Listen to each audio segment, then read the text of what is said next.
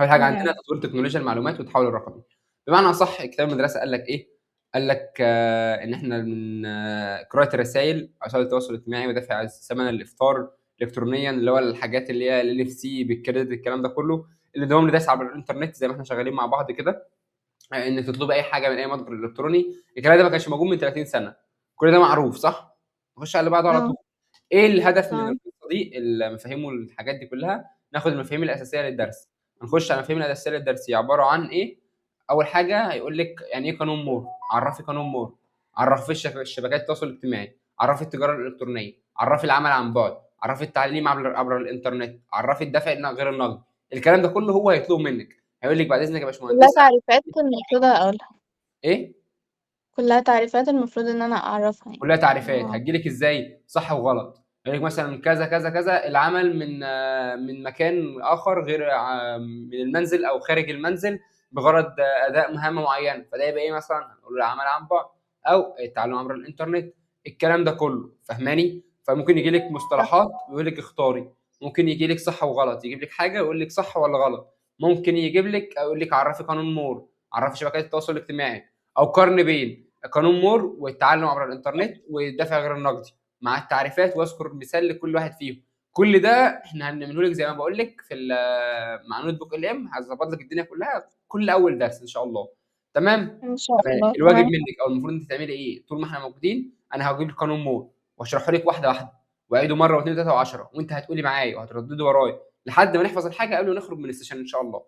كلام لحد ان هنا؟ شاء الله. تمام. ان شاء الله كده احنا عرفنا قلنا هنعمل ايه اه. كمذكرات ككلام كله. نبدا بقى في الشغل الجد. قلنا التكنولوجيا عباره عن ايه اصلا، او المعلومات عباره عن ايه؟ هو ان انا بنقل معلومات معينه من مكان لمكان. سيبك بس من السلايد دي وركز معايا. ان انا بنقل معلومات معينه من مكان لمكان. والله انا بخزن معلومات معينه. انت بعت لي حاجه على الواتساب فانا بخزنها. انت مثلا عايز ابعت لك انا PDF ده فببعته لك على الواتساب، ببعته لك على الانستجرام، ببعته لك على اسمه ايه تليجرام. الكلام ده كله صح. فدي اسمها ايه؟ التكنولوجيا صح. عباره عن ايه؟ ان حاجه بتساعد البني ادم في ايه؟ في نقل وتخزين وايه تاني؟ وعرض وكل حاجه عبر الانترنت او عبر الكمبيوتر. دي التكنولوجيا بمعنى اصح. بما انك في سنه تانية فانت فاهمه يعني ايه تكنولوجيا كويس وعارفه التطور بتاعها عامل ازاي. حاليا احنا معانا شات جي بي تي، معانا AI، معانا كل حاجه، فهي بيعمل لنا كل حاجه حرفيا. فناخد اول حاجه اكيد. بالصلاه على النبي كده الاربعينات والستينيات. ايه اللي حصل في الاربعينات والستينيات؟ احنا عندنا 5 حقب زمنيه. اول حاجه اربعينات وستينيات. تاني حاجه سبعينات وثمانينات، وبعد كده التسعينات لوحدهم. وبعد كده العقد الاول من الالفيه اللي هو من 2000 ل 2010، والعقد الثاني من الالفيه اللي هو من 2010 لحد دلوقتي. تمام. تمام. تمام. انت مطالب منك 1940 1950 والكلام ده كله؟ لا. انت مطالب منك زي كتاب المدرسه، هو مكتوب هنا الاربعينات والستينيات. فانت هتحفظيها ايه؟ اربعينات وستينيات.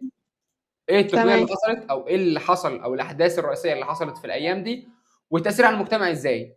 او معنى صح انا هنا مثلا انتشار الحواسيب الشخصيه. ليه انتشار الحواسيب الشخصيه او عملت ايه الحواسيب الشخصيه؟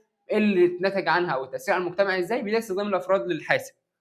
مالكيش دعوه كده، نركز بس معايا في القصه ذات نفسها او البوينت الاساسي بتاع كل حقبه زمنيه. وايه اللي حصل. دلوقتي احنا عندنا اه. في ظهور الحواسيب الالكترونيه ومنها الالكان.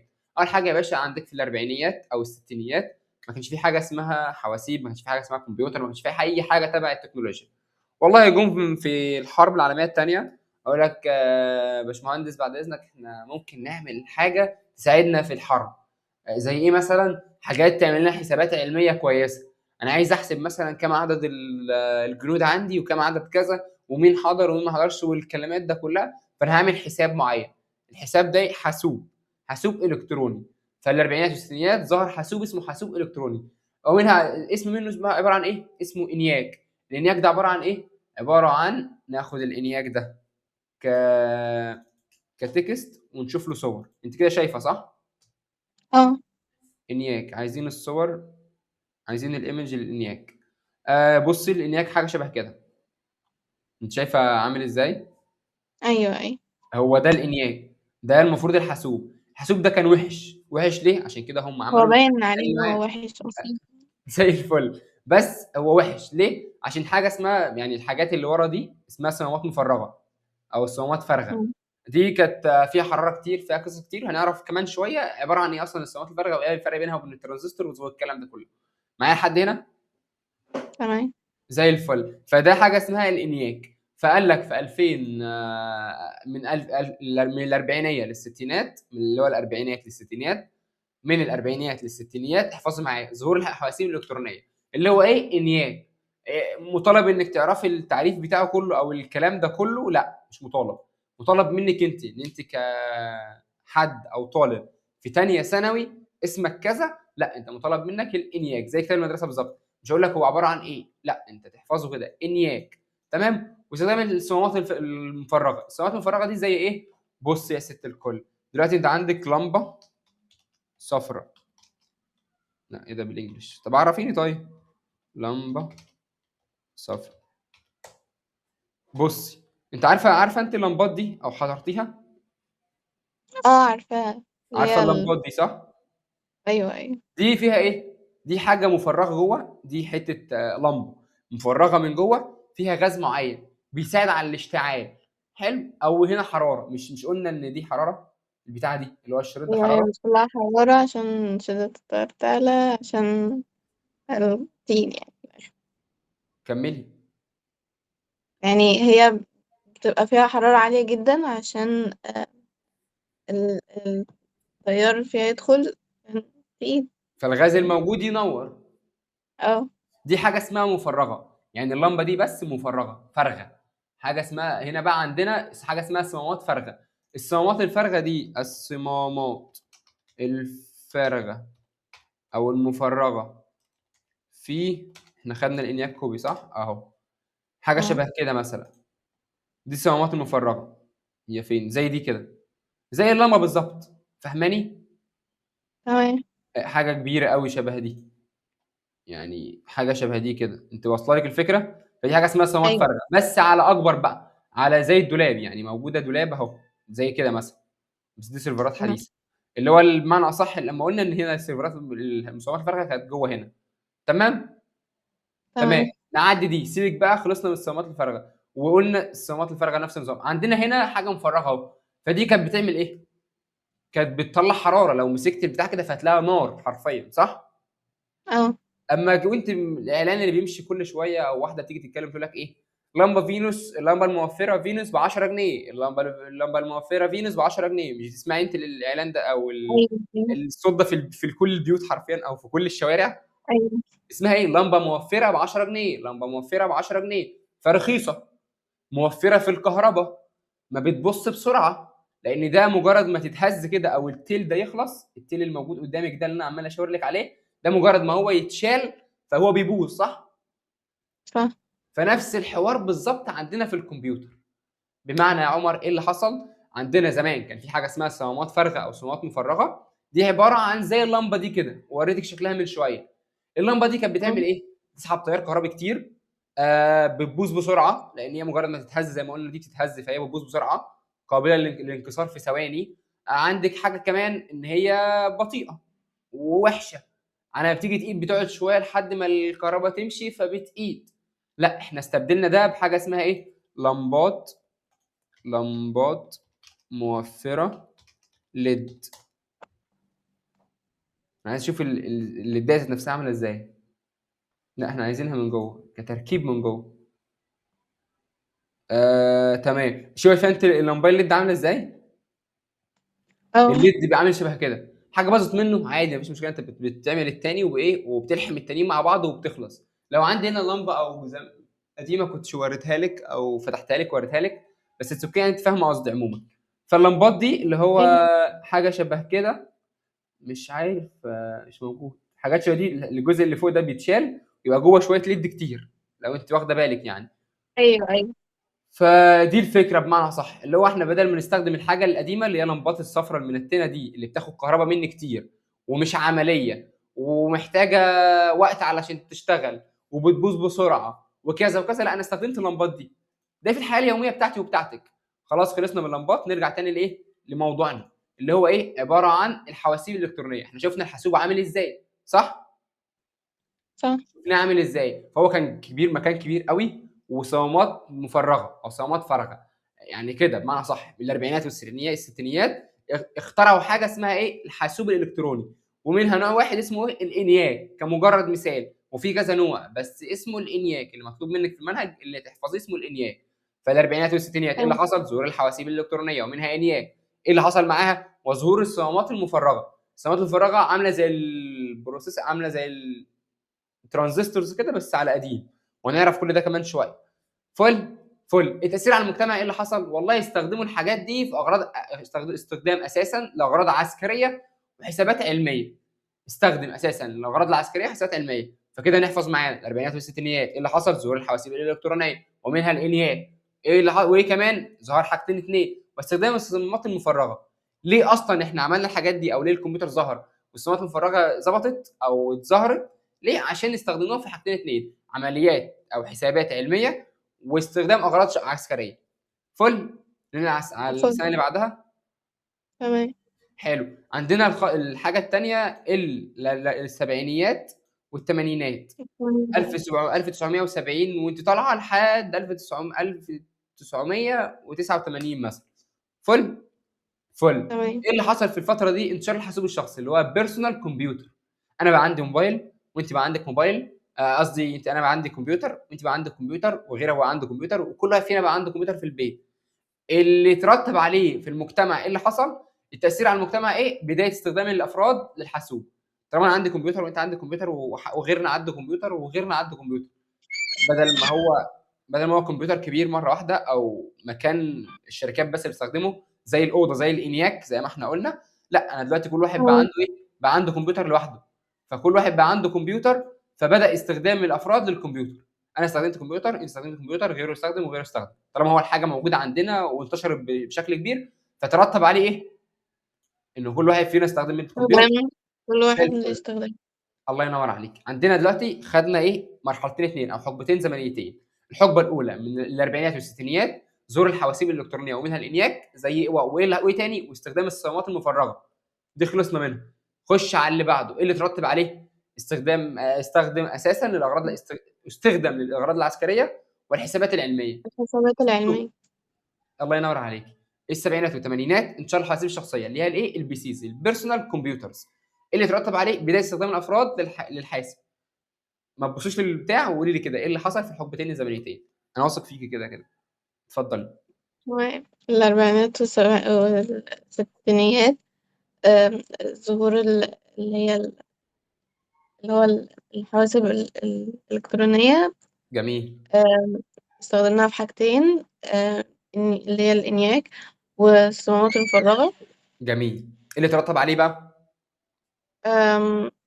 يعني استخدمناهم في الأغراض العسكرية والحسابات العلمية. زي العسل. خش على السبعينات والثمانينات. ايه اللي حصل في السبعينات والثمانينات؟ ايه التقنيه اللي ظهرت؟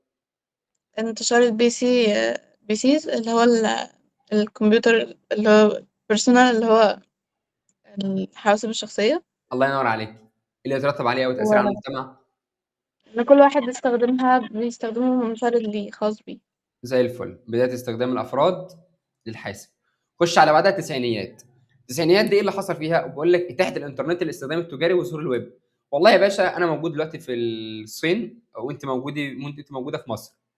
حلو. احنا عايزين نتعامل مع بعض، عايزين نكلم بعض، عايزين عشان نمشي الحاجات اللوجستيه كذا كذا، نمشي الدنيا ونشوف الكلام على ايه والكلام ده كله. فايه اللي حصل؟ في حاجه عندك الويب اللي هو البريد الالكتروني. الكلام ده كله. انا بقى عندي بريد الكتروني، انت بقى عندك بريد الكتروني، انا ممكن ابعت لك رسائل، انت تبعت لي رسائل والكلام ده كله. فالانترنت بدا ان هو ينتشر، والاتاحه الانترنت للاستخدام التجاري وظهور الويب. ايه اللي ترتب عليه؟ انتشار الوصول العالمي للمعلومات والبريد الالكتروني. زي ما قلت لك، انت عندك واتساب، انا عندي واتساب، فانا هبعت لك عليه اي حاجه، صح؟ اه. نفس الحوار بالظبط. انت عندك جيميل وانا عندي جيميل، هبعت لك عليه كل حاجه. هو نفس الحوار تمام. بالظبط في التسعينيات. انتشار الوصول العالمي للمعلومات. انا بقى معايا معلومه معينه فانا هنشرها. قانون معين هنشره. قانون اوم مثلا. قانون اوم ده كان طالع قبل التسعينيات. احنا عرفناه مم. ازاي؟ عرفناه ان في حد كاتب معين كتب القانون ده، ان في اوم عمل كذا كذا، بدا ينشره لينا، بدا ينشر القانون ده. فالقانون ده هو ايه؟ معلومه. لو قلنا المعلومات في سنه مم. اولى هي ثلاث حاجات. سيبك من العك ده بس اسمعهم وكده كده انت ما ذاكرتش في اولى ففاكس. عندنا المعلومات، عندنا 3 حاجات المعلومات، يا اما فيديو يا اما صوت يا اما نص يا اما صوره يا اما كذا يا اما كذا يا اما الكلام ده كله. نسيبنا من ده نخش هنا. فاي حاجه بالنسبه لي وبالنسبه لك هي معلومات. اي حاجه موجوده في الانترنت معلومات. انا باجي اقول لك معلومه فانا بقول لك حاجه اسمها معلومه. وصل لك الفكره؟ فكلنا عارفين طبعا مم. يعني ايه معلومات. تمام. فالتسعينيات ايه اللي حصل في التسعينيات؟ اتاحه الانترنت للاستخدام التجاري وظهور الويب. التسعينيات اتاحه الانترنت، استخدم الحاجتين الاثنين للانترنت، استخدام تجاري وظهور الويب. خلصنا من ده، خلصنا من ده، نخش على التاثير على المجتمع. التاثير على المجتمع ايه اللي حصل؟ انتشار الوصول العالمي للمعلومات والبريد الالكتروني. دي للاسف هتتحفظ غصب عنك، لازم تحفظي الجدول ده، لان هيجي لك اسئله كتير من الجدول ده في الامتحان كده كده والله. هيجي في الامتحان سؤال من الجدول ده، سواء بقى هو اختياري. المنهج النظري أصلا أكتر من هو عملي. بالظبط، الله ينور عليك. بس العملي هو بايثون، وهنكتب عملي مع بعض ان شاء الله كمنصه برضه. تمام. هنفتح شير سكرين زي ده كده وندوس. تمام. تمام. تمام. بس النظري انت بعد اذنك احفظي. يعني انا بحاول لا ان انا تمام. احفظ لك الحاجه وانت هنا معايا عشان تبقى سهله بالنسبه لك بعد ما تخلص ان شاء الله. تبص إن عليها شاء سريعا الله. كده وتعرفي كل حاجه فيها ايه، عشان لما نيجي ان شاء الله الامتحان اللي هو كل اول 10 دقايق زي ما قلت لك هناخد امتحان صغير كده عن اللي فات. تمام. فتكوني مذاكره بحيث انك تعرفي تحلي معايا. فل فل. تمام. فقلنا التسعينيات إيه اللي حصل؟ اتاحه الانترنت للاستخدام التجاري وظهور الويب. ايه اللي ترتب عليه او تاثير على المجتمع؟ قال لك ايه؟ انتشار الوصول العالمي. انا موجود في مصر وانت موجوده في الصين، انت موجوده في اليابان، انا موجود في الفلبين وانت موجوده في طنطا. فالانتشار الوصول العالمي للمعلومات والبريد الالكتروني. تمام لحد هنا؟ تمام. اتحفظ؟ هرينا فيه كتير. تقوليه كده كمان مره، تمام. قوليه انت طيب. ماشي. إتاحة الإنترنت للاستخدام التجاري وظهور الويب. التأثير على المجتمع اللي هو انتشر الوصول العالمي للمعلومات والبريد الإلكتروني. ده في انهي فتره زمنيه؟ في التسعينات. الله ينور عليك. خش بعد كده العقد الاول من الالفيه، من 2000 ل 2010. تمام. تمام. تمام. ايه اللي حصل؟ والله يا باشا عندنا الراجل الله يبارك له قال لك السلام عليكم اهلا وسهلا بيكم. انا اخترعت حاجه اسمها هاتف ذكي. زي ايه مثلا؟ زي الايفون وغيره. تمام. مم. تمام. تمام. فالايفون ده ايه اللي حصل؟ انا بقى معايا موبايل وانت معاك موبايل وهو معاه موبايل وكلنا معانا موبايلات. زي حوار الايه؟ البي سيز بالظبط. هنا احنا قلنا بدايه استخدام الافراد للحاسب. لا هنا بقى ايه؟ الانترنت كان طلع اصلا. يعني احنا قلنا الانترنت فين؟ في التسعينيات. فكده كده موجود حلو. انترنت. فالمعلومه هتبقى تنتشر بسرعه وسريعه عبر الهواتف الذكيه او الهواتف المحموله. انا دلوقتي شفت انت في الترند دلوقتي اللي هو قاع الهامور، صح؟ اه. متابعاه؟ ايوه. انت عندك عرفت ازاي مع ان اللي عامله واحد موجود فلان؟ عندك الترندات اللي هو اسمي من اسمك يا اسماء مش بس صديقتك، اقسم بالله، صح؟ صح. انا عارف الحاجه دي وانت عارف الحاجه دي. حاجه من زمان مثلا اللي هو ترند زي شيماء، فاكره؟ ايوه. حضرت انت الحاجات دي؟ تمام. الحاجات دي حضرتك. كلها انا عارفها وانتشرت بشكل واسع، عشان كده قال لك حاجه طلعت ترند. فالترند ده بعيدا عن هو صح او غلط، بس هو انتشار سريع وواسع. كل الناس بتعمل ريبوست، كل الناس بتعمل شير، كل الناس بتعمل كذا، كل الناس بتعمل كذا. فاي معلومه ظهرت الناس كلها عرفتها. يعني بمعنى صح اللي هو العقد الاول من الالفيه ظهور الهواتف الذكيه. زي ايه؟ زي التليفونات اللي هو الهواتف الذكيه اللي هو الايفون وغيره. دي خلصنا منه. ايه اللي حصل على المجتمع؟ انتشار سريع وواسع. حاجتين اتنين: انتشار سريع وواسع للانترنت عبر الهواتف المحموله. الموضوع والله تافه بس عايز حفظ للاسف. فواحده واحده كده معايا. قلنا التسعينيات. ايه اللي حصل في التسعينيات؟ بدايه الانترنت للاستخدام التجاري وظهور الويب. ايه اللي ترتب عليه؟ انتشار الوصول العالمي للمعلومات والبريد الالكتروني. انتشار الوصول العالمي للمعلومات والبريد الالكتروني. انا بحفظ معاك. خش بعد كده تمام. العقد الاول من الالفيه. ايه اللي حصل في العقد الاول من الالفيه؟ ظهور الهواتف الذكيه. زي ايه؟ زي كايفون وغيره. ايه اللي ترتب عليه؟ انتشار سريع للمعلومات. سريع وايه تاني؟ وواسع. انتشار سريع وواسع للانترنت عبر الهواتف الذكيه او الهواتف المحموله. خلصنا من ده. خلصنا من ده. تمام. نخش في العقد الثاني بقى اللي هو دلوقتي. جينا بعد كده التقنيات والاحداث. هنا انتشار الحوسبه السحابيه. الجزء ده هو هنا مش هنا، بس انا غلطت وعملته الناحيه دي يعني. فهنا العقد تمام. الثاني من الالفينيات هو انتشار الحوسبه السحابيه. دلوقتي يا بنت الحلال انا عندي حاجه اسمها درايف. عارفه درايف طبعا؟ اه. جوجل درايف ده انا ايه ده؟ هو مش مسجل. جوجل درايف ده او اي حاجه تبع الكلود مش مسجل برضو. تمام، انا ممكن اجيب لك ده بس مش عايز افتح سيرش سكرين كذا حاجه. ماشي. الدرايف ده اللي هو حاجه انا بخزن عليها الحاجه. دلوقتي انا عندي اليوتيوب، فتحت اليوتيوب قدامي اهوت، يقول لي سجل دخول برضه. تمام. عندك احنا شفت عارفه محمد صلاح طبعا. اه. استاذ محمد صلاح ده استاذ محترم جدا، انا بحب اشوفه. فجالي اوريدي موجود دلوقتي حاليا قدامي.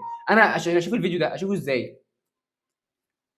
اللي حصل ان الدكتور محمد صلاح او انا مثلا هسجل لك الفيديو ده كسكرين ريكورد، او اعمل فيديو معين وارفعه فين؟ ارفعه على اليوتيوب. انا ما رفعتوش على اليوتيوب ذات نفسه، انا رفعته على سيرفرات اليوتيوب في حاجه اسمها كلاود، حاجه اسمها حوسبه سحابيه. انا جيت بمعنى صح خدت الفيديو ده من عند الاستاذ محمد صلاح، بعد كده هو رفعه على اليوتيوب، فرفعه على السيرفر بتاع اليوتيوب. انا عاوز اشوف الفيديو اروح عامل كده، السلام عليكم ورحمه الله وبركاته. السلام عليكم ورحمه الله وبركاته. زي الفل. فانا تمام عرفت وسمعت الفيديو. سمعت الفيديو عايز انزله، اروح واخد اللينك ده ومنزله عندي. تمام، او هنا من داونلود مثلا. اه. فدلوقتي الفيديو ده عشان يبقى موجود على الانترنت اصلا او موجود او انا اوصل له، ايه اللي حصل؟ الراجل ده او الاستاذ المحترم ده رفع الفيديو عنده على القناه، فحطه على السيرفر بتاع اليوتيوب.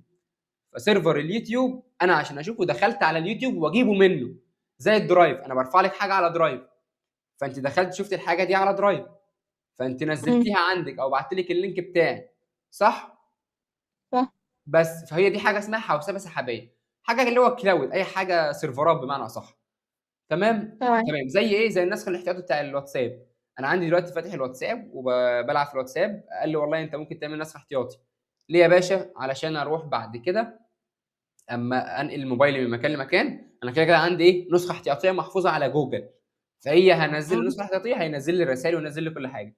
انا عندي مثلا وليكن دلوقتي في حاجه اسمها صور اسمه ايه؟ صور صور جوجل. فانا عندي هنا في صوره اهيت، قال لي من 3 اعوام، شايفه صح؟ منذ 3 اعوام. اعتقد الكاميرا بايظه، اه. فواحد كان كنا بنهزر يعني. فدي من 3 سنين. هل الحاجات دي عندي على الموبايل اصلا؟ مش عندي على الموبايل. محفوظه فين؟ محفوظه في حاجه اسمها كلاود او حوسبه سحابيه. فبمعنى صح الحاجه ما تبقاش عندنا في سيرفرات معينه بخزن فيها المعلومات، ودي حاجه اسمها ايه؟ الحوسبه السحابيه. فمن 2010 وانت طالعه العقد التالي من فصاعدا اللي هو من 2010 وانت طالعه، ده قال لك ايه؟ انتشار الحوسبه السحابيه. والله يترتب عليه ايه؟ تحليل بيانات ضخمه، ذكاء اصطناعي، تقديم معلومات في صوره خدمات عبر الانترنت. انا عايز منك تصميم فهتعملي لي تصميم وتبعته لي، انا عايز كذا فانت هتعمله لي وترميه مثلا على درايف وانا اخش احمله. الذكاء الاصطناعي بدا في اوبن اي اي، في شات جي بي تي، الكلام ده كله. في شات جي بي تي هو عباره عن ايه؟ عباره عن حاجات متخزنه في مكان معين تبع الشركه، مش بستخدمها محلي دلوقتي، لا هي حاجات متخزنه اوريدي ايه؟ تبع الشركه. فخلاص انا خلصت من القصه دي. فحاليا من العقد الثاني فصاعدا انشار الحوسبه السحابيه اللي يترتب عليه تحليل البيانات الضخمه والذكاء الاصطناعي وتقديم معلومات او موارد تكنولوجيا المعلومات في صوره خدمات عبر الانترنت. انت عوزت مني فيديو هبعته لك، انا عوزت منك فيديو هبعته لك، انا عوزت كذا هعمله لك. زي حوار الفيديو اللي احنا فيه دلوقتي ده عباره عن ايه اصلا؟ ده عباره عن جوجل ميت، جوجل ميتنج داخلين مع بعض على سيرفر جوجل اصلا. انا برفع صورتي على جوجل وابعت لك لينك فتخش عليه. فحاليا حلقه الوصل اللي بيننا فهي حاجه اسمها حوسبه سحابيه. لو ما فيش حوسبه سحابيه ما كانش هينفع ان انا اتعامل معاك دلوقتي او اشرح لك دلوقتي عبر الانترنت. تمام. تمام. تمام. فالخلاصه من ال5 حاجات دولت احنا قلنا في 5 حقبات زمنيه. هعمل لك سريعا كده من الاربعينات للستينيات. ايه اللي حصل يا عم عمر؟ انتشار الحاسوب الشخصي مثلا، لا مش الحاسوب الشخصي، اللي هو ظهور الحواسيب الالكترونيه، ومنها ايه؟ الانياك، زي الانياك. وايه تاني معاها؟ صوامات مفرغه. خلصنا من دي، خلصنا من دي. ايه اللي نخش على الخطوه اللي بعدها اللي هو ايه اللي ترتب عليه او تاثير على المجتمع؟ قال لك استخدام اساسا للاغراض العسكريه والحسابات العلميه. خلصنا من الحقبه الزمنيه دي، خلصنا منها. نخش على التسعينات والثمانينات، ظهور انتشار البي سيز او الحواسيب الشخصيه، البيرسونال كمبيوتر. ايه اللي ترتب عليه؟ بدايه استخدام الافراد للكمبيوتر او للحاسب. خلصنا من ده، خلصنا من ده. نخش على التسعينيات. احنا قلنا الاول فترتين، بعد كده كل ايه حاجه لوحدها. اربعينات ستينيات، دول كانوا 30 سنه، اربعينات وخمسينات وستينيات. خلصنا منهم. بعد كده اخش على ايه؟ سبعينات وثمانينات. خلصنا من الاثنين دول، قلنا انتشر فيهم البيسيز، انتشار الحواسيب الشخصيه، وايه اللي ترتب عليه؟ انتشار استخدام الافراد للحاسوب او للكمبيوتر. خلصنا من ده. خش بعد كده التسعينات. التسعينات ايه اللي حصل في التسعينات؟ بتاعت الانترنت، الاستخدام التجاري وظهور الويب. قلنا ليه؟ عشان انت كان موجود في مكان وانا موجود في مكان، فنبدا نتعامل مع بعض عن ايه؟ بنتعامل مع بعض ازاي؟ بالبريد الالكتروني. فالتاثير على المجتمع، انتشار وصول عالمي للمعلومات والبريد الالكتروني. انا عندي خدمه معينه، او عندي مثلا وليكن كوبايه ميه زي دي، وانت ازاز كده، وانت عندك كوبايه ما عندكيش. انا عرفت ان انت عرفت ان انا عندي ايه؟ كوبايه الميه، فانت عايز تطلبيها مني، فعايزه تكلم مثلا رئيس الدوله، تقول بعد اذنك احنا ممكن نستورد كذا. فدي معلومه صح؟ فانتشار صح. الوصول العالمي للمعلومات. وصول عالمي يعني ايه وصول عالمي؟ انت في مكان بعيد عن في العالم وانا في مكان تاني، فاحنا عرفنا نتكلم بعض باستخدام البريد الالكتروني، فعشان كده وصلنا لديل معين او لاتفاق معين. خلصنا من التسعينيات. نخش على العقد الاول من 2000. خلاص بقى احنا بدانا نتولد، اللي هو انت يعني انت 2009 2011 تقريبا 2010 صح؟ أنا 2010. يعني حضرتش ماشي. ظهور الهواتف الذكيه اللي هو الايفون وغيره. ايه اللي حصل بعدها؟ بعد ما كان عندي موبايل وانت عندك موبايل، انتشار سريع وواسع للانترنت عبر الهواتف المحموله. وصلت؟ بص. حفظنا. تمام. اهم حاجه نكون حفظنا. بيقول لك من العقد الثاني فصاعدا. ايه العقد الثاني فصاعدا ده؟ او ايه اللي حصل في العقد الثاني فصاعدا اللي هو من 2010 لحد دلوقتي اللي انت اتولدت فيهم؟ انتشار الحوسبه السحابيه. من الحوسبه السحابيه هي حاجه موجوده على الانترنت بتخزن لي فيها المعلومات. اما اجي احتاجها، انا دلوقتي معايا مثلا بتاع ده، فانا حطيته في البوكس بتاعه وسبته. تمام. مم. وسبته في مكان، تمام. في الدولاب مثلا وليكن في الدولاب. فانا عاوز هاخده معايا في مكان، لا هو كده كده موجود في الدولاب، مكانه في الدولاب. مم. فانا هروح المشوار واجي هاجي عاوزه تاني اعمل ايه؟ اروح جايبه من الدولاب اللي مكانه صح؟ هو صح. نفس النظام بالظبط. حسابات سحابيه، انا باخد البيانات بتاعتي برميها في مكان، وابدا ان انا ايه؟ استدعيها وقت ما انا عايزها. صور، فيديوهات، بي دي افات، اي حاجه. فل ايه اللي ترتب عليه؟ تمام. تحليل البيانات الضخمه والذكاء الاصطناعي. فل. فل. خلصنا القصه دي. اه. نخش على قانون مور. تمام. تمام. احنا قلنا اول حاجه المقارنه، احنا ما خدناش حاجه خالص غير المقارنه حاليا. لازم نحفظ المقارنه دي، واعتقد انت حفظتيها من كتر التكرار. هتقراها مره مرتين وهتحفظيها. خش بعد كده على قانون مور. قال لك والله انا عندي واحد اسمه مور كان قاعد زهقان. هو اول حاجه ده مش قانون فيزيائي ثابت، هو قانون واحد قال لك انا قاعد كده فانا هخترع. عارفه انت الحاجات اللي بتتحط على التكاتك من ورا؟ فاكرين اه، نفسهم اللي ورده هي. جمهوريه والكلام ده. قولي اي مثال شفتيه على توك توك يعني مثلا. لا، هو انا اكيد مش فاكره، بس يعني انا عارفه ان بيبقى اي مثلا بيبقى مكتوب مثلا على التوك توك جداريات، ورا. الحاجات اللي بتتكتب كده. هو ده قاعد كده فاضي، فقال لك ايه؟ طب ما انا ما اخترع حوار. عارفه انت قعده القهوه اللي هو انا قاعد زهقان فاخترعت حاجه. المشاريع اللي بتتعمل على القهوه دي، بما انك بنت فما بتقعديش على القهوه، فبيحصل افكار كتير قوي على القهوه. المهم كان قاعد فاضي، قال لك والله بيني وبينك كده يا باشمهندسه، انا اكتشفت حاجه. اكتشفت ان في حاجه اسمها الترانزستورات، اللي هو الترانزستور. طب يا عمر قبل ما تقول لي ايه الترانزستور ده ممكن تشرحه لي بعد اذنك؟ هقول لك حاضر. دلوقتي احنا قلنا في حاجه اسمها صمامات مفرغه صح؟ صح. الصمامات المفرغه دي قلنا ان هي ليها عيوب كتير. اول حاجه الحراره صح؟ صح. كان فيها حراره كتير فحاجه وحشه. تاني حاجه تكلفه. بعيدا عن الخط وكده مش معايا برضه. تمام. التكلفه كان التكلفه ايه؟ تمام. عاليه. حلو. بتستخدم تيار كهربي كتير. بتبوظ بسرعه. الكلام ده كله، فدي حاجه اسمها ايه؟ صمامات مفرغه. نيجي هنا قال لك والله احنا طالما الحاجات دي ليها حاجات كتير مالهاش اي 30 لازمه، ممكن نستخدم حاجه تانية اسمها ايه؟ ترانزستور. زيستور. ماشي. اعتبر دي اسمها ترانزستور عشان بس القلم وكده بشتغل بالماوس. فالترانزستور قال لك الترانزستور تمام. دي حراره، لا انا ممكن اعمل حاجه صغيره كترانزستور صغير. يكون ما بيستخدمش حراره كتير، زي ما احنا عملنا الليدات الصغيره دي اللي بتنور.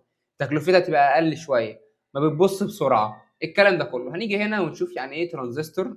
ترانزستور احنا قلنا في الاول المره اللي فاتت ان المعلومات عباره بتتعمل ازاي، حاجات شبه دي كده. وليكن مم. نجيب لك حاجه تانية، مش عايزين ويب، احنا عايزين ايمج، حاجه شبه كده مثلا، اللي هو الاي سي هات بمعنى اصح. عارفه انت الاي سي هات والكلام ده؟ ايوه ايوه. الحاجات دي كلها، الشبايات، الكلام ده كله. خش مثلا وليكن على دي، كبري سيكا، حاجه شبه كده مثلا، اكيد انت شفت الحاجه دي شبه دي قبل كده. ايوه. دي ترانزستور يا ست الكل. الترانزستور ده اصلا عباره عن ايه؟ او ايه اللي بيتكون منه؟ احنا قلنا في الاول خالص يبقى المعلومات عباره عن مذكرة. ثلاث حاجات، صح؟ انبوت واوتبوت. قلنا في النص ايه اللي بيحصل مكان وش كده؟ في حاجه عندنا اسمها بروسيسنج او المعالج، صح؟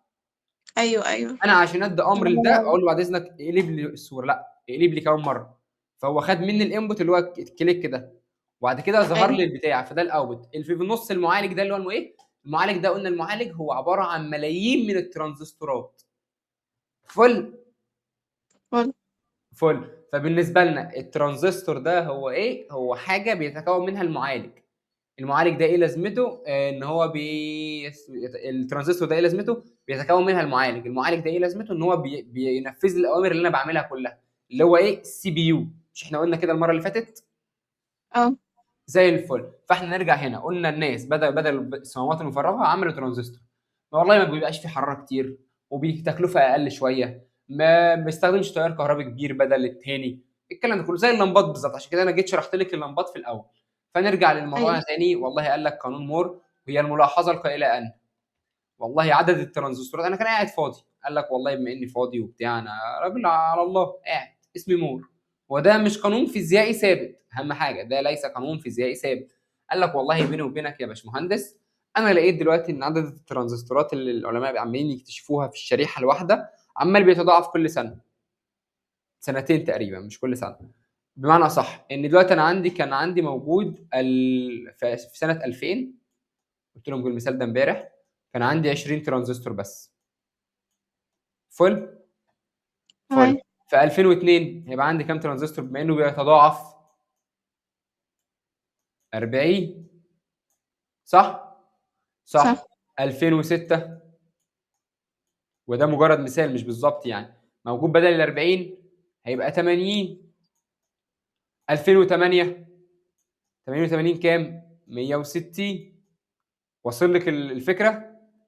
ايوه ايوه. فالفكره كلها، هو قانون مور هو ايه؟ عرف قانون مور، هو الملاحظه القائله ان عدد الترانزستورات في الشريحه يتضاعف تقريبا كل عامين.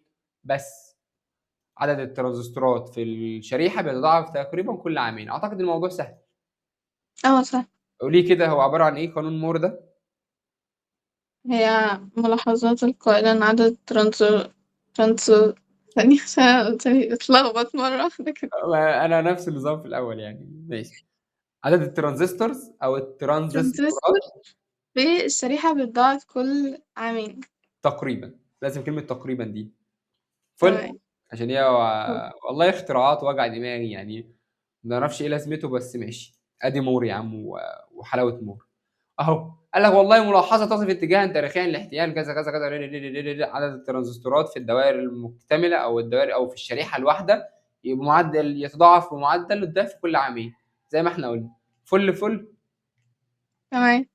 سيبك من ده، نخش على التغيرات الاجتماعيه والناتجه عن التكنولوجيا. دولت 5 حاجات. ممكن يجي لك سؤال يقول لك ايه؟ اذكر التغيرات الاجتماعيه الناتجه عن تكنولوجيا المعلومات. فانت غصب عنك هتقول ال5 حاجات. يا باشمهندس ايه ال5 حاجات اصلا؟ ما تصدعنيش يعني، انجز قول ال5 حاجات عشان ابقى عارفاهم. لا، انا عايز اقول لك دلوقتي، ممكن يقول لك مثلا ايه؟ اذكري 3 مع امثله، او عرفي 3، او اشرحي 3، لان احنا حاليا بقى في ايه؟ مقالي. فلازم أيوة. تكتبي، ومثلا السؤال الواحد هيبقى عليه 5 6 درجات، مش عليه درجه واحده. فلازم يقول لك مثلا ايه؟ اذكر 3 حاجات مع امثله. فهنا حط درجتين، هنا حط درجتين، هنا حط درجتين. وصل لك الفكره؟ او اي واحده من ال5. فعندنا هم 5 حاجات، هقولهم لك سريعا قبل ما نشرح واحده واحده. عندك اول حاجه التواصل الاجتماعي، ثاني حاجه التجاره الالكترونيه، ثالث حاجه العمل عن بعد، رابع حاجه العمل عبر الانترنت، صح؟ او التعليم عبر الانترنت. خامس حاجه الدفع الغير النقدي اللي هو بالكاش والفيزا وكده. ناخد واحده واحده، وفتحي دماغك معايا عشان ايه؟ نركز واحده واحده ان شاء الله.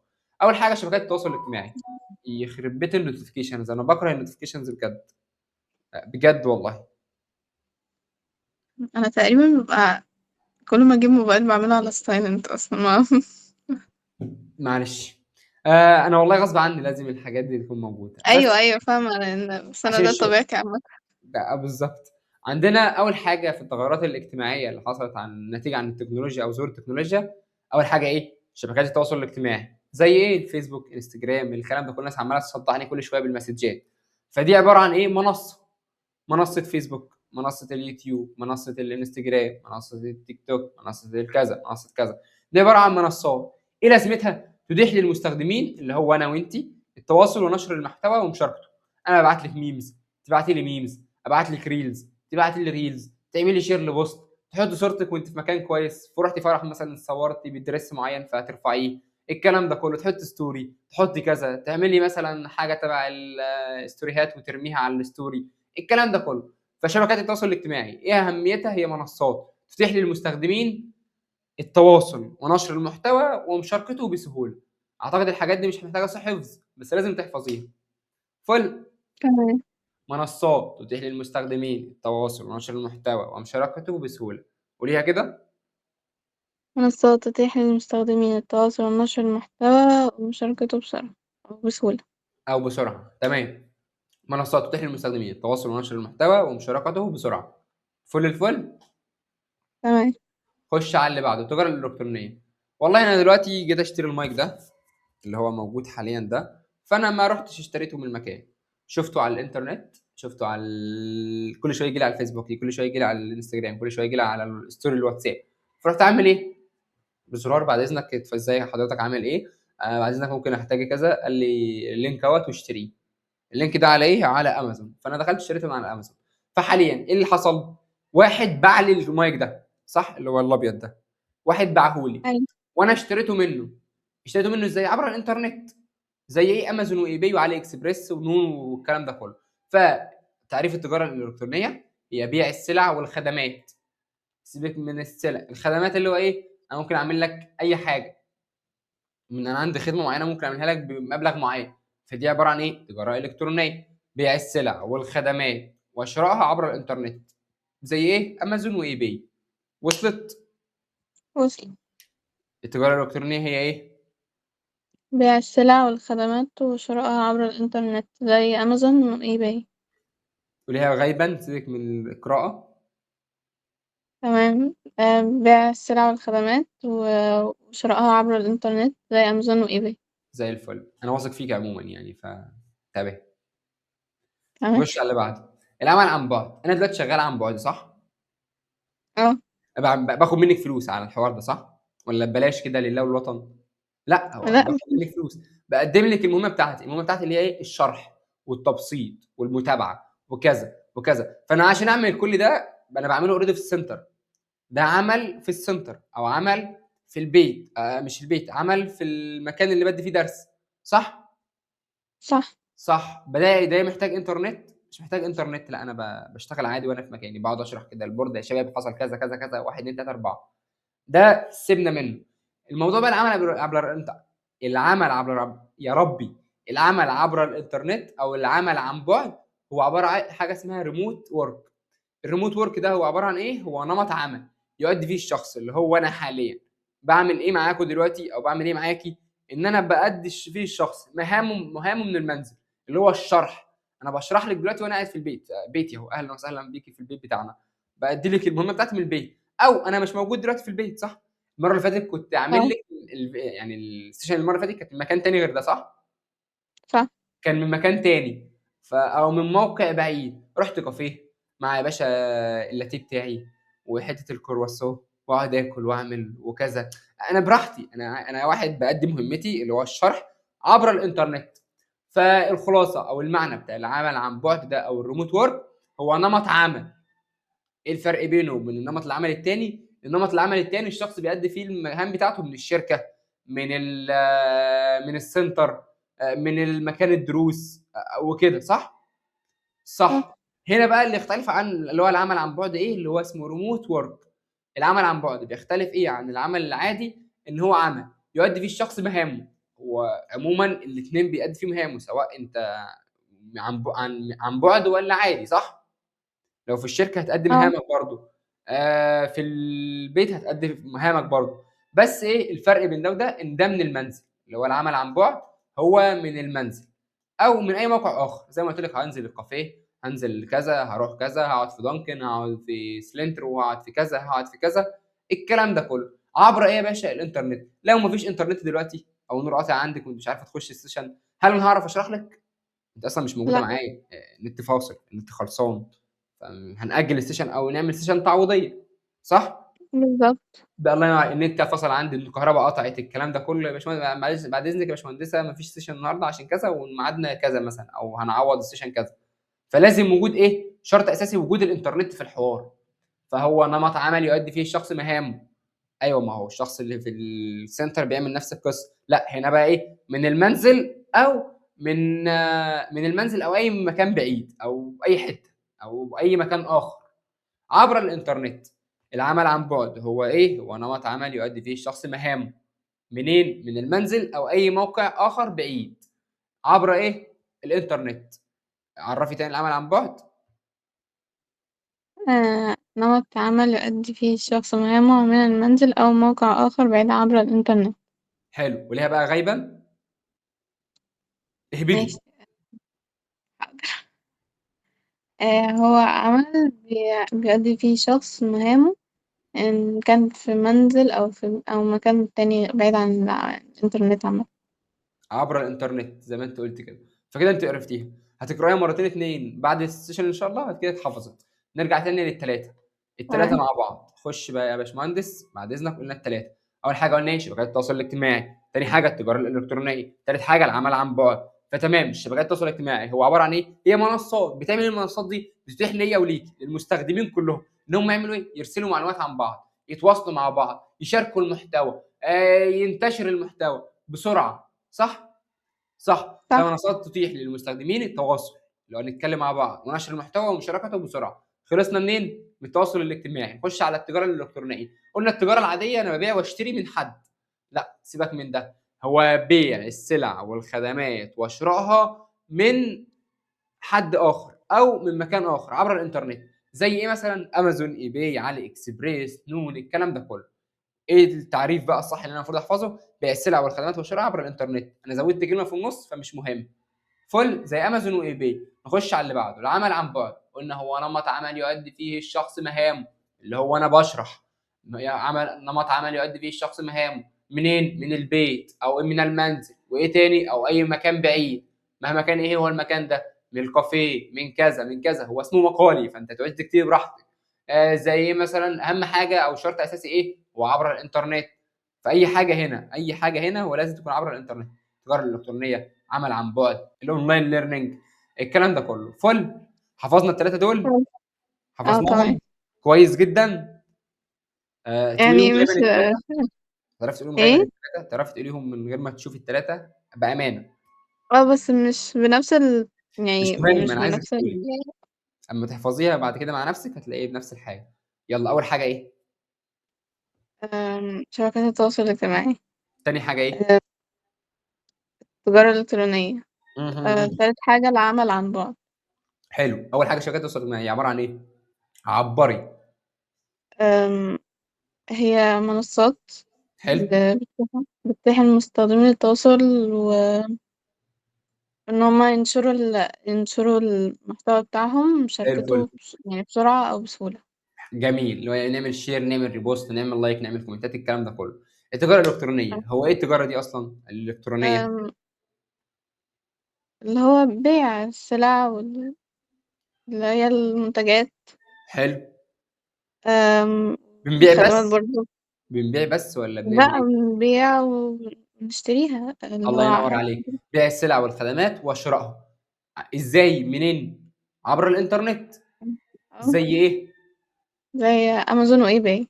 الله يفتح عليك. خش على اللي بعده، العمل العمل عن بعد. هو عمل بيؤدي فيه الشخص أو المستخدم اي يعني مهمته. المهام بتاعته أو شغله إن كان في البيت أو في موقع تاني بس عن طريق الإنترنت. اهم حاجه عبر الانترنت دي. تمام، انت كده حفظتيهم. هتبص تقرايهم مرتين ثلاثه هتلاقي نفسك حفظتيهم ان شاء الله. خش على اللي إن بعده، شاء الله. التعليم عبر الانترنت زي ما انا بعمل معاك دلوقتي. هو نمط عمل تقدم فيه الدروس والمواد التعليميه، ده هو التعليم العادي، صح؟ صح. ان انا شخص بأدي فيه مهامي واوديك المحتوى ده او اديك الباوربوينت ده وابدا اشرح لك واعمل لك الدروس اللي هو اول درس اللي هو تطوير التكنولوجيا والمعلومات والكلام ده. هو نفس الحوار، بس ايه الفرق بين التعليم عبر الانترنت والتعليم العادي؟ هو نمط عمل تقدم فيه الدروس والمواد التعليميه عبر الانترنت لتسهيل وصول المعرفه. انت من طنطا وانا من المنوفيه، فعشان نوصل لبعض فاحنا عاملين ميتنج عبر الانترنت، صح؟ صح. فهو نمط تعليم تقدم فيه الدروس والمواد التعليميه. الدروس اللي هو انا بديكي درس دلوقتي، المواد التعليميه اللي هو الباوربوينت اللي موجود قدامك ده، اللي هو الشير سكرين ده. فتقدم فيه ايه؟ الدروس والمواد التعليميه عبر الانترنت لتسهيل وصول المعرفه. والله انا دخلت كورس، خش مثلا على كورسيرا، كورسيرا فهلاقي 50,000 كورس من 50,000 دوله. واصل لك الفكره؟ واحد بيقول لك جوجل داتا اناليست، ده من جوجل، عندك مايكروسوفت، عندك اي اي فور كذا فور كذا، الكلام ده كله دي كلها ايه؟ كورسات. هل الناس دي لازم تبقى موجوده معايا؟ يعني لا. الانستراكتور دي تبقى موجوده معايا، او الانستراكتور ده او اي حد من ده؟ لا، هو عباره عن ايه؟ او مثلا دي ماشين ليرنينج انجينير، ده كورس معين. انا دخلت خدت الكورس ده عن بعد. واحد معين، شخص ما بيقدم لي المحتوى التعليمي اللي هو البي دي افات، وبيقدم لي الشرح عبر الانترنت، صح؟ صح. يروح جاي هنا يقول لك ايه؟ التعليم عبر الانترنت هو نمط تعليمي تقدم فيه الدروس والمواد التعليميه عبر الانترنت. ليه؟ لتسهيل وصول المعرفه. ده واحد في امريكا مثلا او واحد هندي. ماشي، انت عندك درس الساعه كام؟ هو لسه مش بداية الشهر ده، هو 1/9. تمام، بس عشان نكنترول الدنيا، فاهماني؟ عشان ما نسرحش في لا الوقت. لا تمام. زي الفل. فهنا شوف انا عامل لك هو الارم. في احتمالية كمان ان هو يعني يبقى في يوم تاني اصلا مصلحه مدرسة اه. بيني وبينك يعني. ماشي، هي فده واحد بصراحة. اهوت موجود هندي مثلا، فعمل لي معلومه، فعمل لي كورس معين او اداني شويه معلومات معينه. فده ادخل ببلاش او انضم ببلاش، فانا هنضم واذاكر واتعلم منه. فهو ايه؟ سهل عليا ايه؟ الوصول للمعرفه، صح؟ صح. والله انا عايز اليوتيوب زي ما قلنا الاستاذ المحترم القدير الاستاذ محمد صلاح دلوقتي، دخلت سمعت منه ايه؟ هو نفسه، هو ما بيجيش غيره. دخلت سمعت المحاضره الاساسيه بتاعته. زي ما دخلت على اليوتيوب عندي لقيتي مثلا دخلت على اليوتيوب عندي لقيت الفيديو بتاعي. وصل لك الفكره؟ ثواني بس نكتشف كده احنا هنظهر في البحث ولا لا. اتمنى ان احنا نظهر في البحث. يا سلام يا سلام، اليوتيوب شانل اهو، حاجه شبه دي مثلا. دخلت لقيتني قاعد بشرح واهبد واعمل زي ما انا بشرح لك كده، والدنيا لذيذه. ادي كورس كامل يا ستي، 6 دروس تاسيسي غير المحاضرات التانية. فحتى مش عامل سبسكرايب لنفسي. المهم فالوصول للمعلومه بقى سهل. الوصول للمعلومه او للمعرفه بقى سهل ازاي؟ عبر الانترنت. نمط تعليمي تقدم فيه الدروس والمواد التعليميه عبر الانترنت لتسهيل الوصول للمعرفه. وصلت؟ وصل. تقوليها انت بلسانك عشان تتحفظ. ماشي. التعلم عبر الإنترنت نمط تعليمي تقدم فيه الدروس والمواد التعليمية عبر الإنترنت لتسهيل الوصول للمعرفة. جميل. غيبا. ماشي. نمط تعليمي بيتقدم فيه دروس والمواد التعليمية عبر الإنترنت طبعا لتسهيل المعرفة أو غيبا وصول بقى. المعرفة. لا والله قلتها غالبا. ماشي زي الفل، الله ينور. الدفع غير النقدي. خامس حاجه، احنا قلنا 4 حاجات كده، تعرف تقولهم الاربعه؟ كلهم اللي هو من أول كاسماء بس، عباره عن ايه وايه وايه وايه بس، اللي هم الاربعه. اول حاجه الشبكات الإلكترونية. التواصل الاجتماعي، السوشيال تمام. ميديا. زي الفل. تاني ماشي. حاجه أم، هو أنا مش يعني مش بالترتيب لأن أنا الترتيب ده هيبقى مش صعب عليا. فارقه، قولي الاربعه. ماشي. العمل عن بعد. حلو. والتجارة برضو اللي هي. الاي لا، كوميرس ما هي دي التجاره. هي دي هي دي هي دي هي دي. لا، هي التجاره الالكترونيه عادي. اه ماشي. لا أنا فكرت العمل عن بعد، فكرتها هي لا، هم 3 حاجات: شبكات التواصل الاجتماعي اللي هو شبكات التواصل الاجتماعي، وبعد كده التجاره الالكترونيه والعمل عن بعد تجارة والتعليم عبر الانترنت والدفع الغير نقدي. الدفع الغير نقدي ازاي؟ والله انا بدفع قيمه حاجه معينه. دلوقتي انت ثانيه بس، انت دفعتليش الفلوس صح؟ لا مش عارفة يعني. مامتك ما دفعتليش الفلوس، فلو سمحت خليها تبعت لي الفلوس. فده دفع ايه؟ لا هو انا بهزر عموما. الدفع ايه؟ غير نقدي. ابعت لي فلوس، هتبعتها لي ازاي؟ هتبعتها لي يا اما فودافون يا فودافون كاش من يا اما انستا السبيل. باي، صح؟ طب ده ايه؟ ده عباره عن ايه؟ دافع غير نقدي. دفع هل غير انت نقدي. جيت البيت عندي هنا او خبطت على الباب وقلت لي يا باشمهندس خد الفلوس بتاعتك اهيت؟ لا ما حصلش. انت عملت ايه؟ دخلت على تطبيق معين وبعت لي فلوس. فهنا دفع قيمه السلع والخدمه. الخدمه اللي انا بقدمها لك دلوقتي هي الشرح، ان انا بشرح لك حاجه دلوقتي، صح؟ المنهج أو بمبلغ معين في الشهر مثلا او في الحصه. فقيمه السلعه دي او قيمه الخدمه دي بتدفعها لي بوسائل ايه؟ غير نقديه، لان اسمه دافع غير نقدي مش بالايد، هو باي حاجه.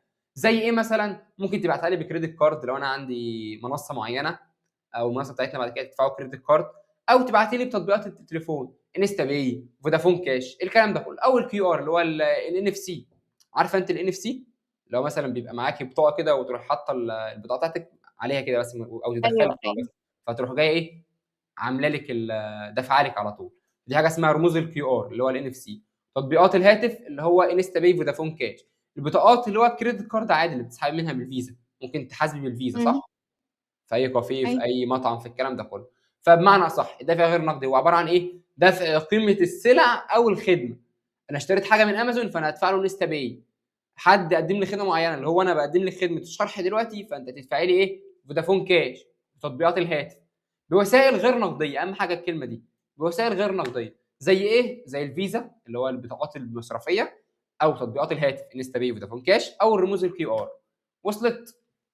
وصل. وليها كده تاني دفع قيمة السلع والخدمات بوسائل ازاي؟ وسائل غير نقدية. زي ايه؟ مثل البطاقات المصرفية، تطبيقات الهاتف، رموز الكيو ار.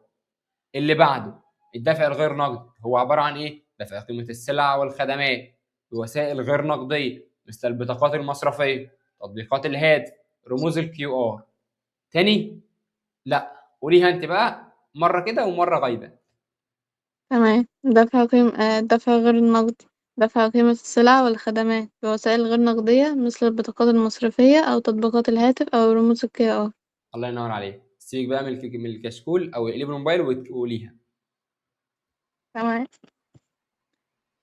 الدفع غير نقدي دفع قيمة السلع والخدمات بطريقة غير نقدية. زي طريقة الفل، غير الله نقدية. ينور. حلو. تمام. زي ايه؟ زي البطاقات المصرفية وتطبيقات الهاتف أو رمز الكي. الله ينور عليك. زي الفل.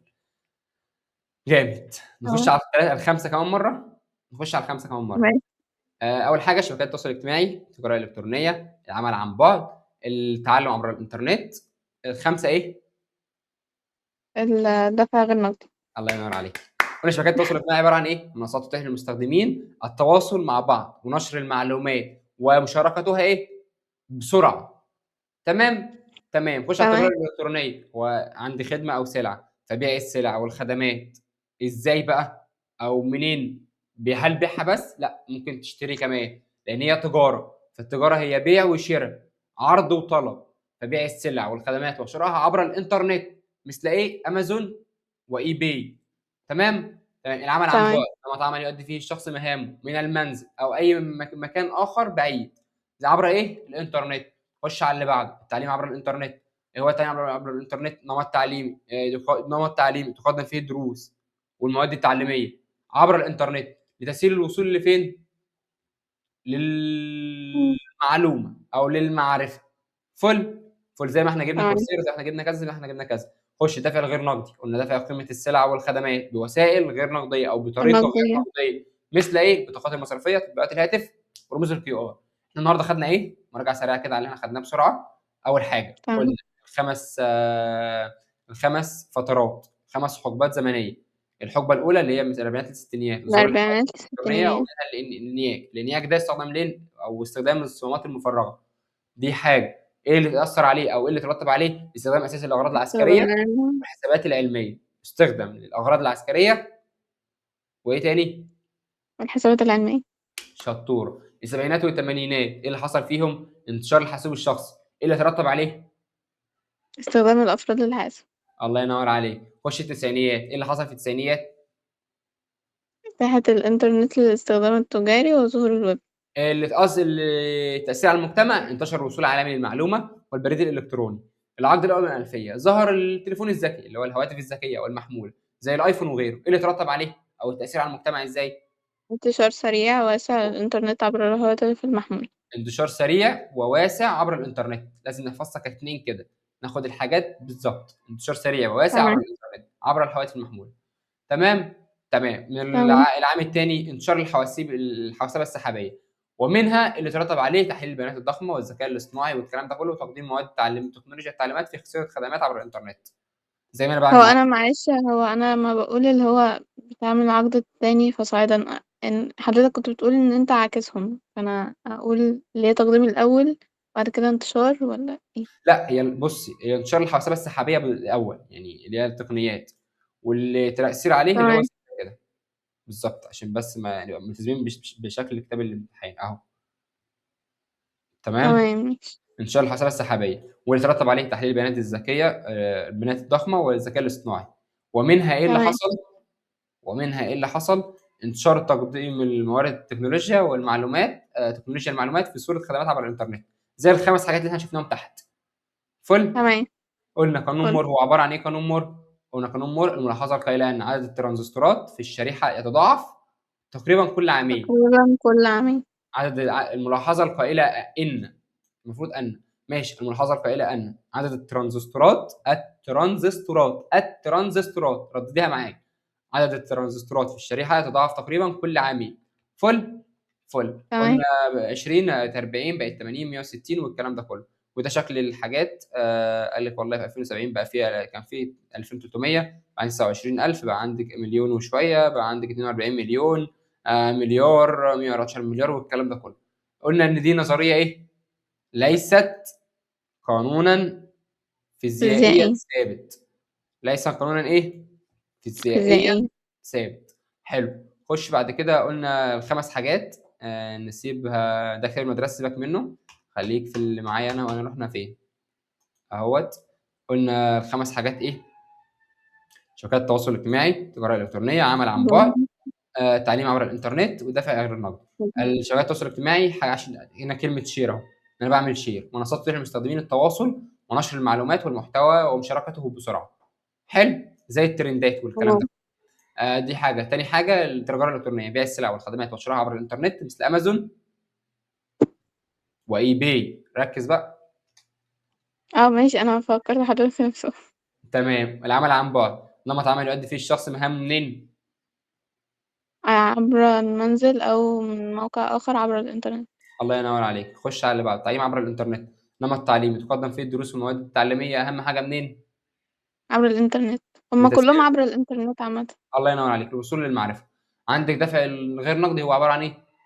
دفع قيمه دفع قيمة السلع. السلع والخدمات بوسائل غير نقدية. زي ايه؟ مثل البطاقات المصرفية وتطبيقات الهواتف أو رمز الQR.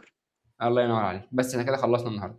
هناخد المره الجايه القياده الذاتيه، احنا قلناها قبل كده اصلا المره اللي فاتت، بس هنقولها تاني مم. وتالت ورابع عباره عن ايه، وناخدها بالتفاصيل، وناخد الفرق بين الاي ار والفي ار اللي هو الواقع الافتراضي والواقع العادي اللي هو بتاعنا والكلام ده كله.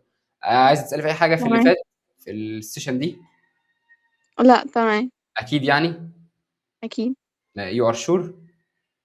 مم. يعني جدا يعني. ماشي. حفظتي؟ اه لا هو تمام. بس